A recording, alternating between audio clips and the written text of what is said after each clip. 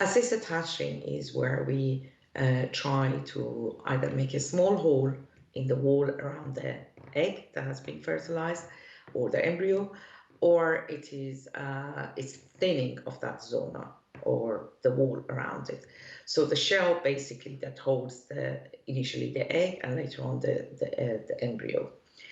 The reason this is done sometimes is because, for example, we visually can see that this zona or this shell is relatively big to what we see in a normal embryo or egg.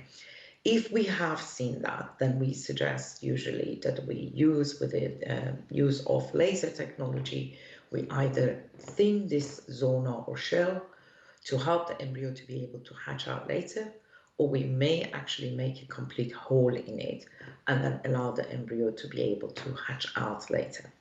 So this is the process of assisted hatching.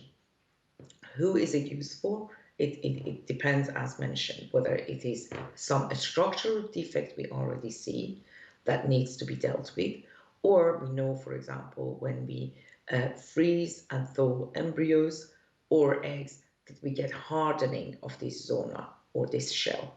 And therefore, it is suggested sometimes that when we are freezing, for example, embryos for use in another treatment later on, that we collapse the blastocyst, which is a day 5 embryo, by making a small hole in it and allowing the embryo to then later, after being thawed or warmed, to be able to expand again, and this hole opens and allows the embryo to be able to hatch out. So this is the process that is done once the embryos are then frozen and thawed in order to assist the embryo to hatch.